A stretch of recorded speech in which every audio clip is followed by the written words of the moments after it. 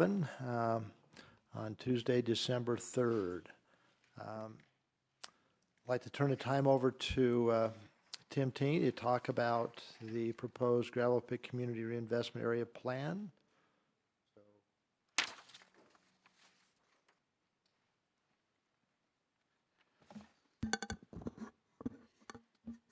So I submitted some draft plans that were sent to you, which include two plans, the gravel pit, and I'll talk about that first. Before I get into that, what I would like to do is have your input on these plans, because the process that we will go through is once we have your input, if there's any additional information you want to include in the plan, we will take that information, finalize the draft plan, and then we will start going to all the taxing entities and start the negotiation process on interlocal agreements. Those processes with the taxing entities are fairly complex. It's an application. It's following their timeline as far as approval of the interlocal agreements, so it takes a number of months to get those negotiated. What we want to do is make sure you understood what we were proposing as we go to them.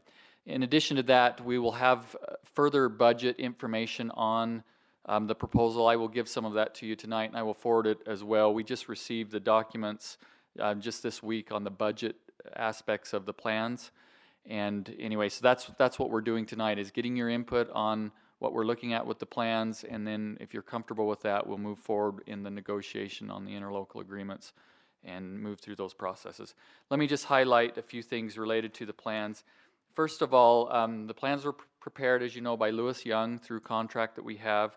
They follow the state code requirements, so you see the reference to a lot of the state code concepts in the plans. This follows the resolution that you previously approved.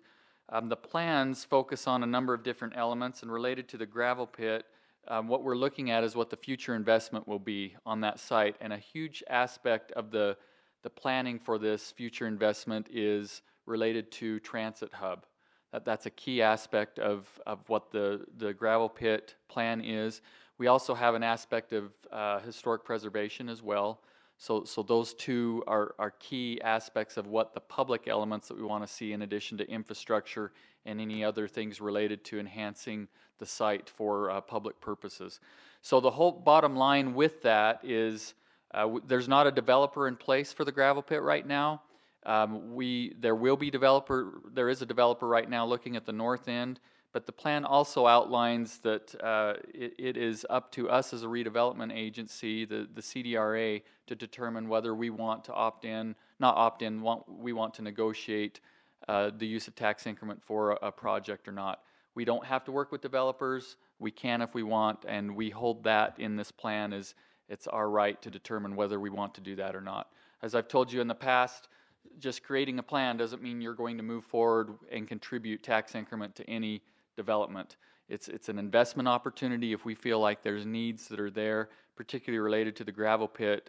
Transit hub is a need that we know that is there, and having that us as an opportunity to utilize funds to invest in that and to work with the developer, that's something that's in our interest, and that's the whole focus of the gravel pit plan.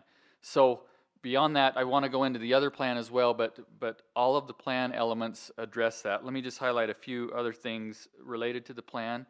As it states in the plan, the total tax increment financing that's provided for that site, what we're projecting is around $51 million. That's over the life of the area, which we're proposing at 20 years.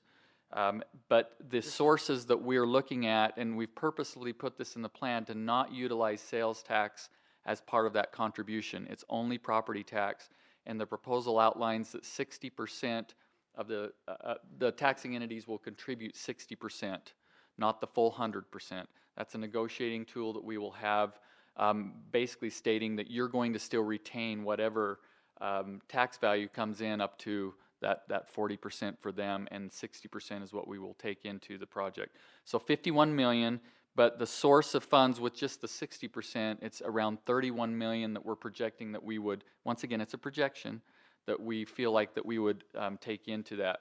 What that would mean is we could utilize 26 million for redevelopment activities, historic preservation, transit hub, and other elements that are in the public interest. We do have a housing requirement, a 10% housing requirement element, which is about 3 million. And then project admin, typically at 5% over the life of 20 years, is around 1.5 million. Once again, these are all projections. That housing requirement is is the state requirement? It's not a state requirement. It's a requirement to have some admin, but we would propose it at 5%. No, the 10% Oh, is 10%, a yes. requirement. Excuse me. I thought you were talking about admin. Yeah, housing. Is that a state 10 requirement? Yes, State. it is. Okay. It is. It is. Sorry, can you just help me? I'm looking at the report. Are you talking specifically on page 15? Is that because I see the 51 million? Yep. And so it says net benefit on table 7, Cottonwood Heights ends up with $1.6 million. Yeah, so that's a cost benefit analysis that's required to go through this process. The amount that will be collected of tax increments, 51 million. 31 million of that would be the 60% of the tax increment. That goes to the transit hub or something. Projects. Not necessarily back to the developer, but for some greater good potentially. Yeah. Goes to this agency. So there's 2 set-asides that we have to have, admin and then I know. 10% for housing. Very and then well aware of this. 26, yeah, you're familiar with these. Yeah. 26 million could go to redevelopment activities. And that's what we choose to do with developers or with So other sources for of Cottonwood funds. Heights, the property tax, the total increment is 8.3 million. So 40% of that is about, like you said, 3 million. That's what we would get over 20 years, because the other 60% would go. Million This different agency. numbers. Right. So we would end with 3. So do you ever, like when you do that net benefit, are you saying, okay, that $3 million, that'll pay for all the services over 20 years for the additional fire? And I mean, it seems to me that there should be some calculation that we make sure that the money that we get in property that we actually keep will cover our costs for services, for road, all of those things. Was that done in this report? I apologize. I didn't see it. The budget document that I'm going to send to you outlines that more fully. Okay. Yeah, Thanks. this cost benefit is showing with creating this as a redevelopment area and the additional amount of revenue that you'd get with TIF, there's still going to be costs that Cottonwood Heights would have or Unified Fire. That's the cost benefit, but the budget that I will show you outlines what we will collect over 20 years, excuse me, and then what will go to redevelopment activities with the set-asides. You'll see that. What's that 40% amount over 20 years again? The The 40%. amount that we retain, how much is that? 2.8 million. The 60%, so the contribution that they would provide, 60%, they would get 40%, 60% would come to us. Over 20 years is 31 Million. Well, 31 million. But you have to be careful which Yeah, us you're yeah, talking yeah, about, yeah. because the us you were referring to is this redevelopment agency, Yeah. not the us that is the city. Correct. Well, Correct. We're a contributor to that. to Christine's question about the ability to fund, like the example of expanded fire to absorb the development. What tax increment or not increment, what tax basis or value do we get to retain? Is that the 40%? Correct. Correct. Yeah. We as the The city. 40, that- yeah, we as the city. And other taxing And that entities. 40% amount over 20 years, is it? What is that amount? It's, Five, just a second here. It's like 5 million. 3.3 million. So Cottonwood Heights gets That just seemed low. 8.3 Seemed million low. over. Seemed low what I Yeah, was- Cottonwood Heights gets 8.3 million over 20 years. That's Okay. what Yeah, comes yeah. in, but then you Yeah. have to take the 60. Yeah, Yeah. 3.3. 3.3, okay. So we can look at that closer as far as what the services that will need to be provided. Yeah. But 40% on these is fairly generous for taxing entities. I mean, I've seen 100%. I've seen a lot of 80/20s. Yeah. Can you, I mean, you could also, as a requirement, each entity doesn't have to take the same increment percentage. We could, as a city, if we're bearing most of the burden, we could take less. Right. Yes. Well, that's negotiated with each entity, right? And it will be. We're proposing 60/40 right now. It'll be negotiated, and some of them may come back and want that to be different. I don't think so, because 60/40 is fairly generous that they get to keep 40% Yeah. of revenue. What was it on the last one we did? Do you remember? Well, there were some 70s, some 75s. I don't remember, yeah. Some, Yeah, that's what I'm saying. I think this is better for the entity. Yeah, and then the county sped theirs up. They went for 100 for a shorter term. And keep in mind, that doesn't include the base values that are there right values now that always you'll see when I comes in. send you the budget. We're just doing the final review. We received it, I'll send it to you probably on Friday, but you'll see what the base value, they're still collecting that base value, they being all the taxing entities, which includes Cottonwood Heights City. So there will be that amount plus whatever is generated, an additional 40% will go towards the taxing entities. Tim, as we're putting in requests like for X amount of low-income housing, what amount of open space are we requesting? So that's not defined in this plan. That will be defined in actual development agreements that we'll negotiate with private property owners. we being that We give the them a different frame. we, not this we. The other we, the city Yeah. we, make some kind of Well, recommendation, no, yeah? let me back up. If we're going to require that as far as what we're investing as a CDRA, the redevelopment agency, we define that in a agreement with them through a process. So that doesn't take into account what's required per zoning ordinance standards and things such as that. If that's something we feel is of value in a project, and if we're going to contribute funding to that project, that's what we negotiate into a project. That's the beauty of these redevelopment plans is I look at it as we being this body is an investor.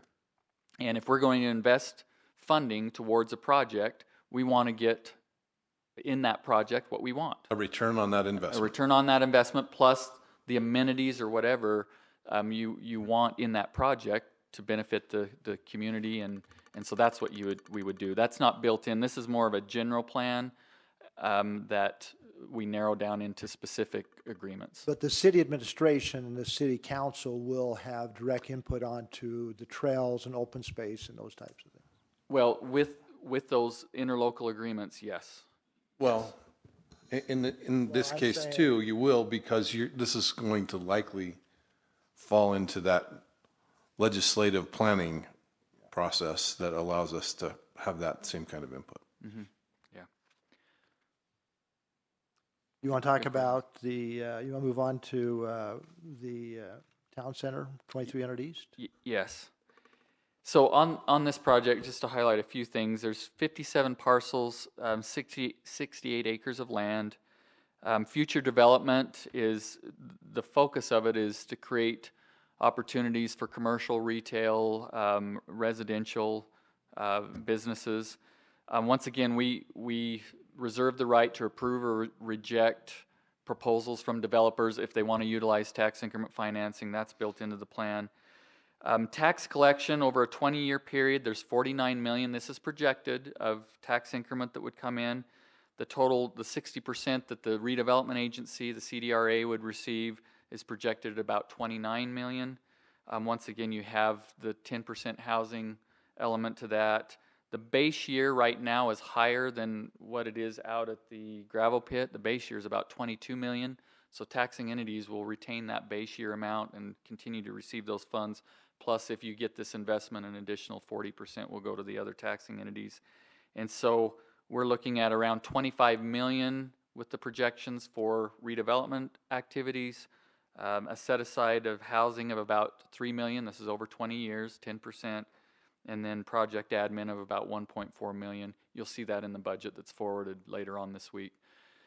But anyway, the plan elements outlines what we're looking at with this. We want to create a place where there's reinvestment into the area. The underutilized properties there's reinvestment into that. We want to see a commercial base, but also an area where there's opportunities for plazas and things to create a destination point, similar to what our plans have identified. So are there any concerns or any additional input on these plans? I'll forward you the budget. If you have any additional issues, you can let me know. But we do want to move forward if you're comfortable in starting the process to negotiate with the taxing entities. The time frame of beginning those negotiations with entities is? I think it will be in January, and then it is so hard to estimate the amount of time. I've done that before, but sometimes you go back and forth for quite a while before you even get it to the legislative body of those organizations. Maybe you could I would decide- hope by spring or summer. Yeah, you identify the entities we're referring to, make sure everybody's clear and for the record. Yeah, it's outlined in the plan, but it includes the county. It includes the county, the school district, That's Canyon the two School big ones, District, yeah. the recreation district as well, and then the many of the Metropolitan smaller taxing Mosquito entities, abatement, mosquito abatement. Metropolitan water. Yes, they're all included as well. Cottonwood Heights is as well. We'll have to negotiate heavily with them. They're difficult, Cottonwood Heights City. I want to see you take both sides of the desk. Yeah, we'll work on that. Anyway, mosquito abatement, Cottonwood Improvement District, Central Utah Water Conservancy, Salt Lake County Library, Oh, that's right. Cottonwood Heights Parks and Recreation Service District. Those are the taxing entities that we're going to have to work with. Many of the smaller ones have a process where they wait to see where the county is at and in the negotiation, and then they typically fall in line with what the county is negotiated. That's from my experience. I'm sorry, I think I missed it when the mayor asked you the question. Are you saying the negotiation with the other entities was for both plans or just the 2300 East plan? Both plans. Okay, It'll be with both I guess plans. from my perspective, I look at them differently, probably. I look at the 23 East one as probably needing more of an increment because, or maybe not. I'd be curious to know what they did in Midvale with that shopping center and how they, I guess, made it look prettier. I don't know if that's what you're thinking or you're thinking about something more exciting. More exciting. Okay, good. So my initial feedback is I'd feel more comfortable giving a greater increment for that, and I'd probably have less appetite for giving away the farm on the gravel pit from the city's perspective, because I think that's going to have a pretty significant impact to our city services. So I don't see like 60 as probably being both. I might even say 70 on one and 30 on the other. I don't know, but I think I need more data because I don't really feel comfortable. Can I ask you a question, kind of having been through many of these? It would seem to me, just off the top of my head, having been through none of them, that the sponsoring city would have a difficult time asking for a greater increment than those they're making requests of. Is that true? Absolutely.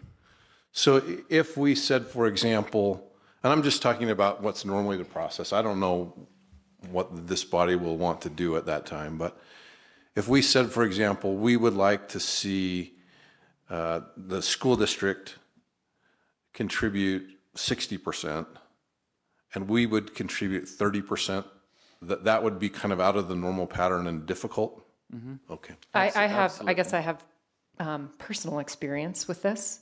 So I would say that something like 2300 East, well, if you look at it from the school district perspective, I think on the gravel pit, they probably don't want to give up as much because they might see an increase of students, right, and services, just like we would. At 2300 East, I don't think we're going to see an influx of jobs. I don't know what the plan is. If you're talking apartments, are you just talking about storefronts? So I think you have to think about all of those things as it relates to each of the entities. Because on a solar project, I'm not impacting school districts at all because I'm not bringing in any new students. Right. So it's like free money. So I think it really depends on what it is we're thinking about emphasizing here. Well, both plans talk about commercial being retail and office, potentially hotels, but also a residential component. Both plans have a residential component built into this. I As far as the suspect that the gravel pit has a much more significant residential component than 2300 East, though. Sure, but In reality, 2300 it East will. does have a residential component. I mean, we've been talking to developers looking at that site, and there's some interest in a mix of those So I uses. think that would be, unless that's in here and I just didn't read it, but I think understanding who you're talking about and what you're talking about would help me also, because I feel a little bit in the dark, as I think maybe some of our residents do. I'm seeing Bob shaking his head as well. Yeah, read through the plan, because we can't Does that include proposals, what people are interested in, or is it just what we want to see? Is it a balance of those would like to bring to our city, or is it what we would like people to bring to our city? It's what we would like people to bring and also what's allowed in those areas. Yeah. Wasn't it also too what developers potentially can fund themselves? Because we're not going to give away tax income if we don't need to either. Correct. Especially, I thought that's where you were going with gravel pit, is that there may be a greater need to use tax increment on 2300 East because of incentivizing someone to do something that we want to see as a town center. Unlike the gravel pit, which might have more incentive for someone to do it on their own if it's the right fit. So, Well, if you're collecting, for example, on the gravel pit, if you're collecting over 20 years, we are projecting, let me see, close to 30 million over 20 years. You know, those funds, depending on how we utilize those funds, they can go to a wide variety of things. We're projecting even higher amounts potentially in the Fort Union 2300 area, and so there's significant increment if projections meet. there's such different developments though too, yeah. Yeah, they are, and I will That's why I say, appreciate these being separated. and and they are separate, by the way. These Yeah, are not yeah. these are, we're going to have to negotiate these completely separately, probably at the same time through a process. But also, one of the things that I think is a challenge, and this goes to Councilmember Michael's comments, sometimes areas like 2300 South are more difficult to get taxing entities to look at contributions to. I don't always know why, but my experience, that is the case. Sometimes when you have more bare ground, they look at it a little bit differently. They look at this area as something that, you know, may develop anyway, which it will, but we want to be able to hopefully shape that development through some incentives. For example, plazas and things like that may not be built if we don't have some incentives to address that, to create more of a placemaking element. And sometimes taxing entities struggle a little bit We got with just a that. couple minutes, Michelle. I was going to say that one of the things to not lose track of here, I think, is that you're not talking about giving away tax increment. You're talking about buying something with that tax increment that's a benefit to the community. And if you aren't buying some package of benefits, you're not trying to incentivize someone to build. You're trying to buy a package of benefits. And if not, then you shouldn't do it. And that's exactly where you've come from. If there's not a return on the investment that's a tangible element that comes back to the community and value, then there's not a reason to do it. Exactly. And I will tell you, many, many times in my career, I've recommended denial of agreements to do that when I haven't felt like it's met that. So The money's just basically getting turned over back to the developer, which is what people hate. right, and that's why you have to really We should be seeing tangible public benefit Exactly. from tax Exactly. increment that's expended. That's why the proposals include transit hub elements, includes plaza elements to create places, infrastructure, street lighting, a variety of different things. It's not specific in the plan on that, but that's what we would negotiate with agreements. I think bottom line, it's exciting. It gives us opportunities to be creative, think outside the box, to make some things happen to important areas of our city and future development. And we appreciate your work on this. And I guess in January, we'll hear more as we begin scheduling meetings with those entities, yeah. And I would comment that the Canyon School District has implemented a new process for approving these, and anytime there's a residential component, they look at it very, very, very carefully, and they're not going to turn over increment where they feel that it needs to come to them so they can educate the student. Yeah, both the county and the Canyon School District has an actual application process that you go through, and which is different than it's been in the past. So. Yeah. Right. Thank you, Tim, and appreciate the comments and the discussion. I think the approval of the minutes will be by the process outlined on your agenda.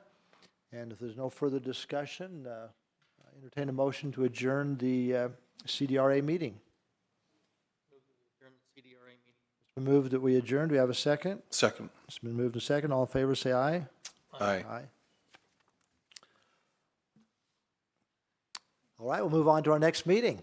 I want to welcome everyone. City of, please. Oh, you got to record. Yeah, thank you. Recorder. Just trying to be on time. No, you're fine. Time is important. Having it recorded like it's supposed to be legal. It's also important. Two good things.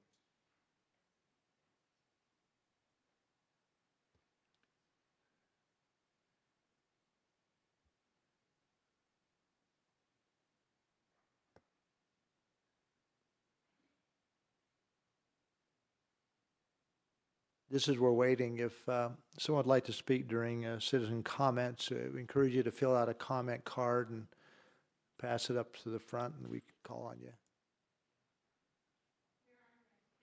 All right. Thank you, Paula. Again, want to welcome everyone, City of Cottonwood Heights. This is our business meeting, Tuesday, December 3rd. It's just a little bit after 7 p.m.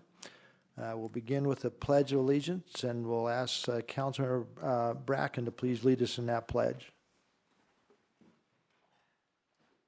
I pledge allegiance to the flag of the United States of America and to the republic for which it stands, one nation under God, indivisible, with liberty and justice for all.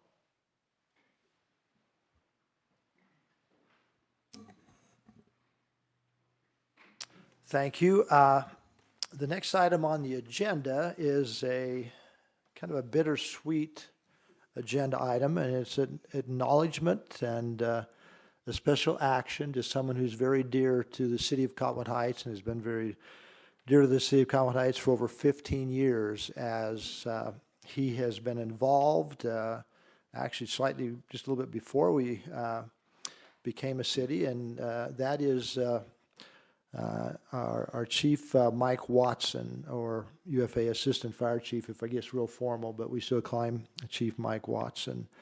I personally known Mike for those all of those 15 years. I met him on the community council before we became a city, as he came to one of our last meetings, and then our first Butler Village Committee, where he exemplified true dedication and commitment, one of the most professional people I've ever met, who treats everyone equally and fairly, and always wants to do the right thing.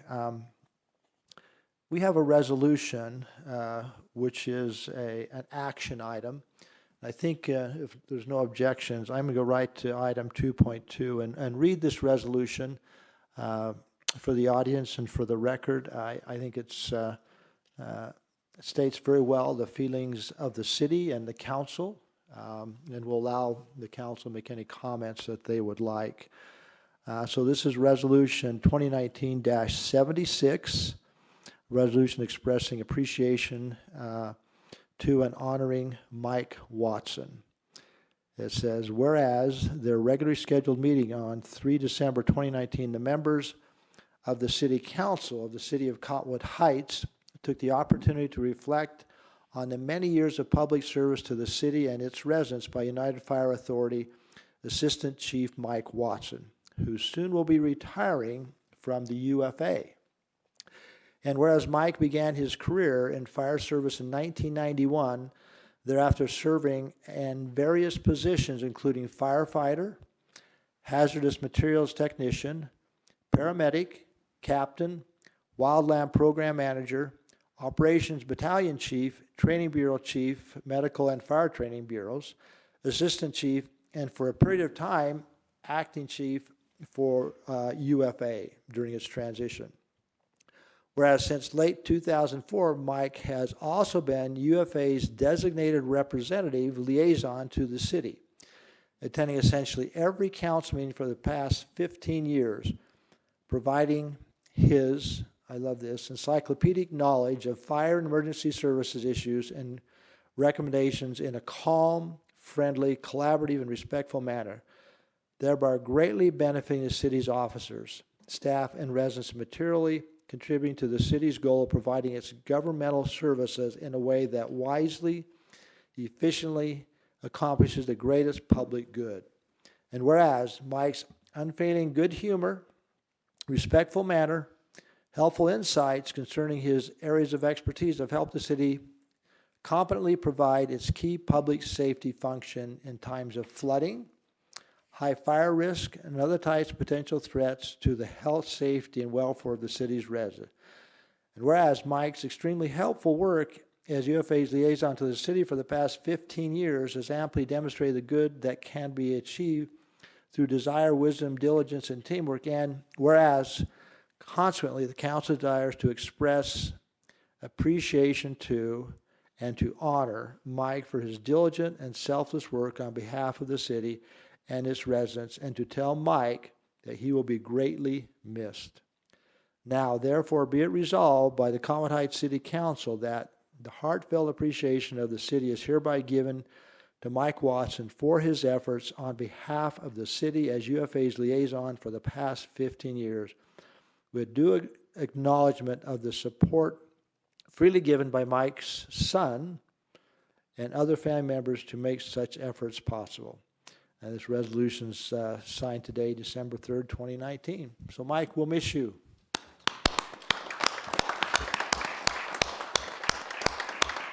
We have a little presentation we want to give you.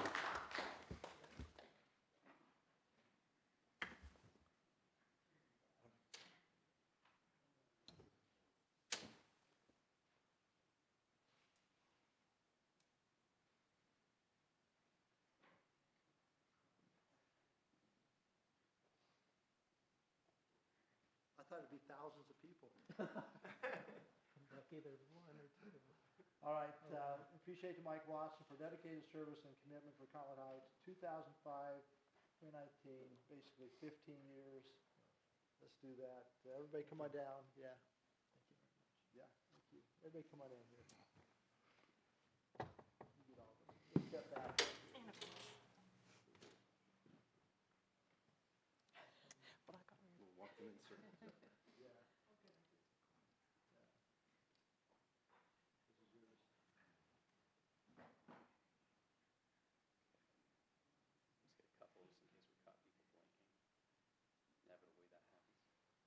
Okay, don't anybody leave, because the highlight is not this, but something that Mr. Shelton has for you. So, If you can do it. I can't, but to me, Mike Watson, wow.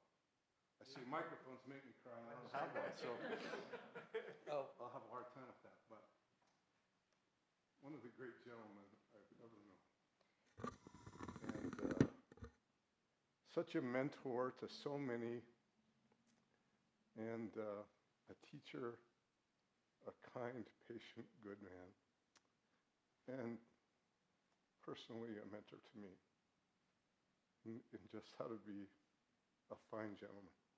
So I wanted you to have it. Give some history of what this is for everyone. Well, it's a painting that to me represents one of the things that Chief Watson was so dedicated to, which is training and lifting and building others. And so I wanted you to have that. We as council members have the opportunity, most of us, and other to attend what they call fire school, where we would take us and put us on all the gear and go down and go through a variety of trainings. One of them is like this, where you get to hold a hose and fight a fire. Or I know when I went, I got to climb the ladder 75, 100 feet in full gear. It scared me to death. I had bloody knees crawling through the smoke-filled thing, following the hose and things like that. But great memories of training exercise like you have there. And we're going to miss you, and hopefully you will come back and visit us. Absolutely. You know, And this is me. That's me right there. Yeah. Those are each of us, all right? Yeah. There's five. That's all, yeah. All right. Any comments? Yes, please. I'll start by just saying that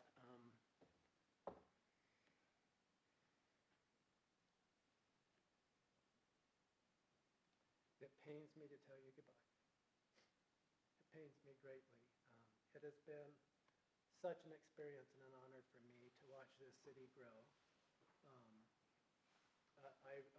remember when past city manager Miss Leanne Stillman used a personal credit card to go buy pencils and pens for the city because they had no budget yet, right?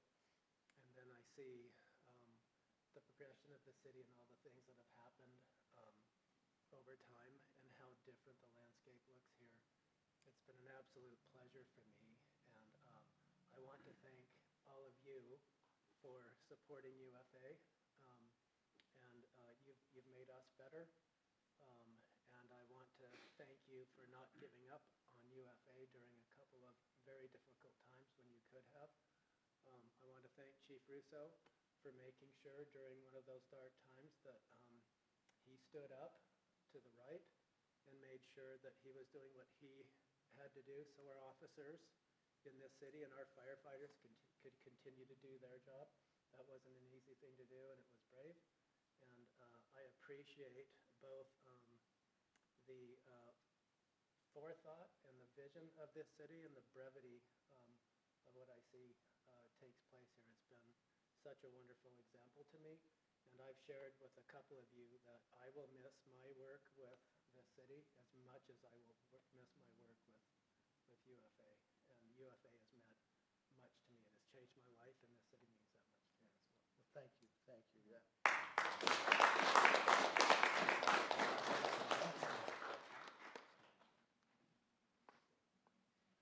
Ariane, did you get a picture of everything?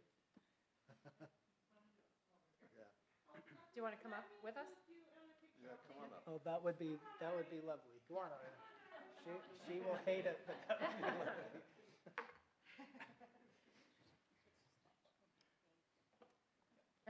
Good to see you. That'd be lovely. Let's get everybody in here, please. Okay. Say cheese. Cheese, fire. No. No. Thank you very, very much.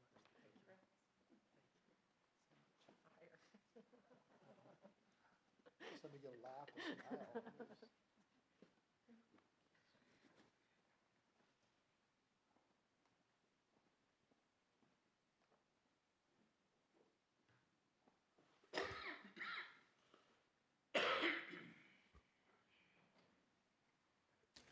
Mayor, may I add something? Absolutely. I've known Chief Watson for just a short amount of time, for just a little over a year, but I've always appreciated so much his professionalism and diplomacy and just his knowledge and what he does to contribute to everything that we do here, and I admire him for all of those attributes that he has, and express appreciation as well. Well, I'm sure we can go on, but yeah, it's been a real pleasure to work with somebody that's professional. I don't think there's ever a request we made. Before being on the city council, I worked with the service center and rec center, which has a lot of special challenges. I think we called 911 in the summer at least once a week on issues, and had many emergencies as well as planning and events. And boy, if we had any question or of any need of anything, you went to Chief Watson. It was immediate response, friendly, courteous support was given 100% of the time. Then moving over to the city, I think we've seen it just multiply over and over again. So good luck to you, and hopefully you've got a fishing pole and hunting gear already. Yeah. And no one will have any idea, because I can't possibly remember how many awesome things happened at Butlerville Days, because you got them done. Mike got a copy of that resolution. I should have handed it to you down there. I'm going to pass it down, but I want to thank for Shane helping us craft that, because it represents, I think, better than anything that I could articulate myself. So good luck to you. Oh, yeah, sure. Please, Shane. I was actually going to go to down to the podium during the public comment section, but at this point, everybody has said what I was going to say so much better, but I was than I could. But I was sitting here doing a little bit of math, and Do attorneys do math? What's that? Do attorneys do math? We do. Usually a dollar sign is in front of it, but I realized that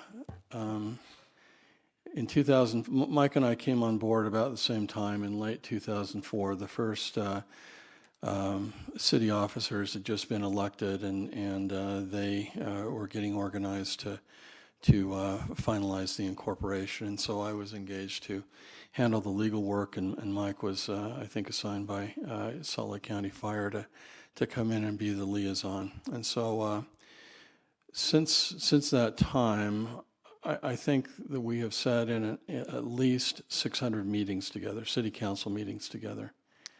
And I think that based on the number of hours that at least they used to be, that's probably at least 2,500 hours. I have sat near you, a couple of chairs away usually, and had a chance to watch you and see how you handle things professionally and personally. And I would echo what Councilmember Shelton said. You have been a mentor to me as I have watched you deal with all sorts of situations in a calm, respectful, and kind manner. So thank you, Mike, for being a teacher to me, showing me how things should be done, and giving me something to strive for. And I just want to let you know how much I'm going to miss you personally. Okay, one last point is that the resolution that I read, I'd like to have a motion to adopt that resolution 2019-76, if I could, from the council. We approve resolution 2019-76. It's been moved by Councilmember Bracken. Do I have a second? Second. Second by Bruce. by Councilmember Bruce. Any further discussion, further comments? Well, I haven't said anything yet, and I'm Yeah. known to say things. I feel honored because of my name, Christine Watson Michael. And so I think we might be related with Watson as my maiden name. I can't really say much, but I feel like I should at least echo what everyone else said. I've been so impressed by at our Youth City Council dinner here 2 months ago or so. I think I said something and you said something after me, and I was just like, oh man, he always has the most sage advice. I wish I could just absorb it. It's similar to what everyone else said. I mean, really, I've known you for 2 years, and I wish I could just keep you here and not let you stay, move. I think I said that in the meeting earlier today. Can't you just stay? This is a great new software package. And your enthusiasm, I think, in how you do everything, and the caringness that you have with Maddie, it's inspiring. So thank you. And I think that I speak for both of us as new council members.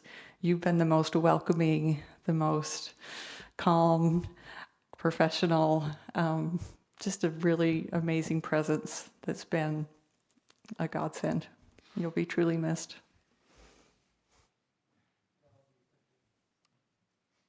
All right, I'm going to call for the vote. Councilman Shelton. Yes. Councilman Bracken. Yes.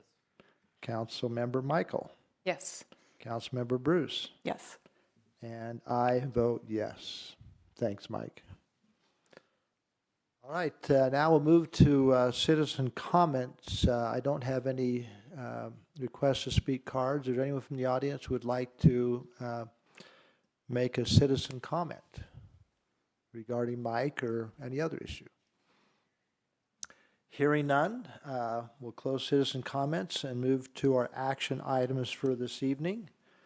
The first item is consideration of ordinance 334, amending code chapter 19.8 regarding tandem parking.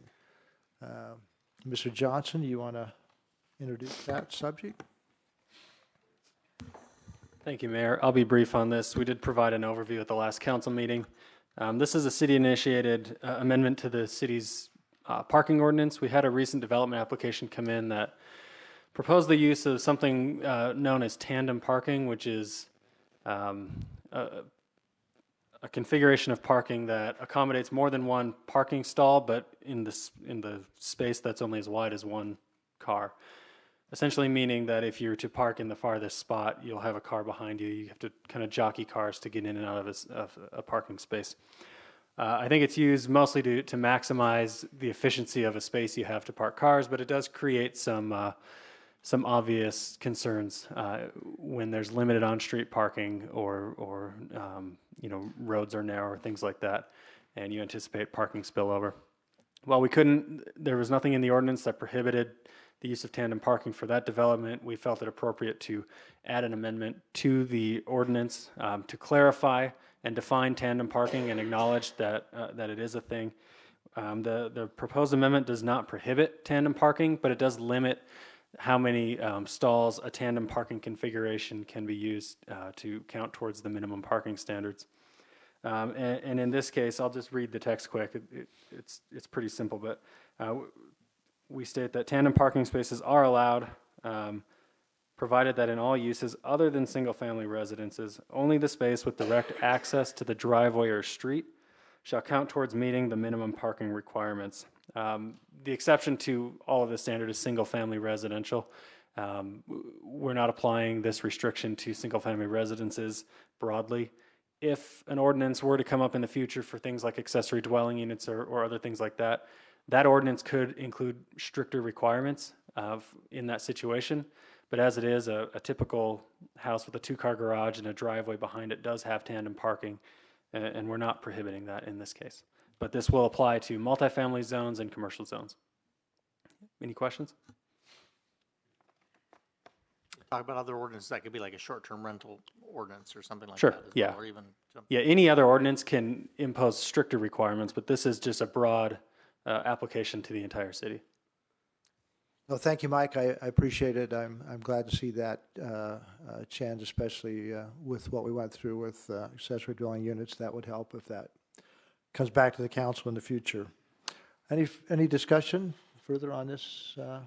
Well, I know Councilmember Shelton had a question. Could you maybe explain the answer? Yes, so my question was about parking that was kind of single driveway access to multiple, if you could get the cars around and out the driveway. And so long, at least as I understand it, so long as the drive approach supports moving those cars out, they would be permitted. That's correct. That's essentially a drive aisle in a parking lot. So if you have an adequate drive aisle, and our code does have standards for width of drive aisles that access multiple parking stalls, that's still allowed. If that drive aisle accessed tandem parking stalls, then only the one adjacent to the drive aisle would count towards the parking. Thanks. Okay, appreciate that clarification. Leave it to Councilman Shelton to look at something unique. All right, entertain a motion to approve ordinance 334. We approve ordinance 334. It's been moved by Councilmember Bracken. Do I have a second? Second. Seconded by Councilmember Bruce. Any further discussion or questions? Appreciate staff's being responsive and getting this written up and done quickly. Thank you. And I'll call for the vote. Councilmember Shelton. Yes. Councilmember Bracken. Yes. Councilmember Bruce. Yes. Councilmember Michael. Yes. And I will vote yes.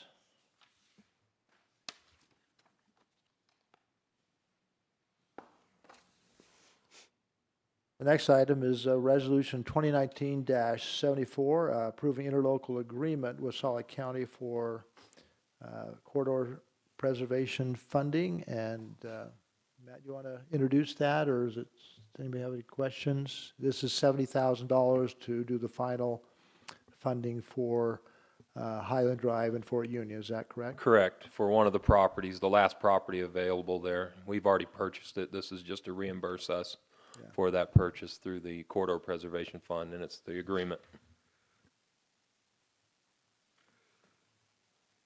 Okay, any further questions of staff on this resolution? Hearing none, I'd entertain a motion for adoption. I move that we approve Resolution 2019-74.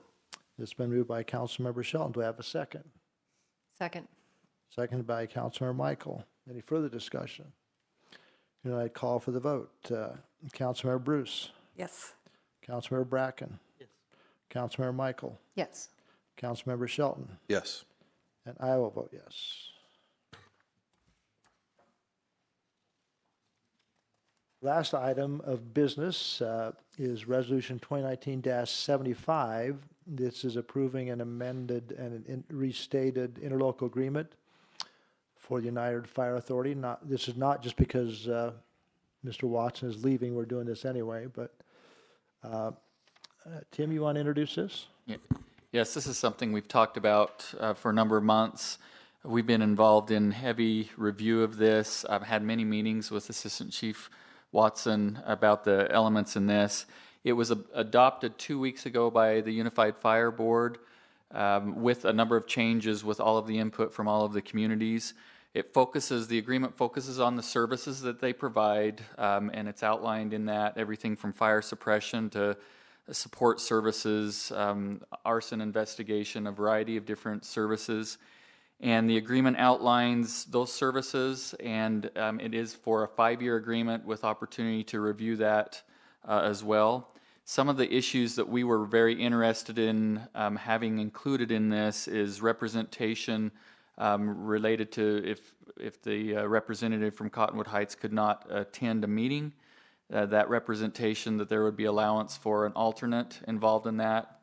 That wording was provided in there as well.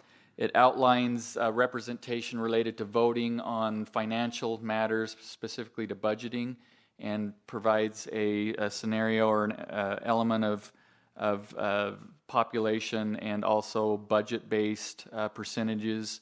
So all of this is outlined in that, and we can withdraw as outlined in this. It is a 12-month process to do that, so that's another component of this. But we've reviewed it. I appreciate Shane. He's been heavily involved in some pretty heavy lifting on some of this, as well as the negotiating with the attorney. And we're recommending approval of this agreement with all of the input that's been provided. Any questions from the council? As a member of the UFA board, we spent many months as a board working on this as well. And I think it represents a real collaborative effort with a lot of safety nets for us as a contracting entity as well. So it's an excellent agreement. Questions? Hearing none, I'd entertain a motion for adoption. I move that we approve Resolution 2019-75. It's been moved by Councilmember Bruce. Do I have a second? Second. Second by Councilmember Michael. Any further questions? Yeah, I'll call for the vote. Councilmember Shelton. Yes. Councilmember Bracken. Yes. Councilmember Bruce. Yes. Councilmember Michael. Yes. And I will vote yes.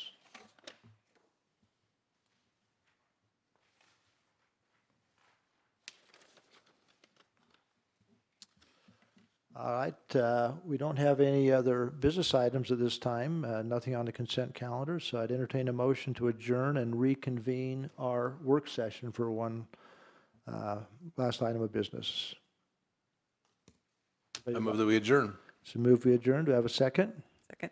So move a second. All in favor, say aye. Aye. Aye. Any opposed? It's unanimous. We're adjourned to the work session.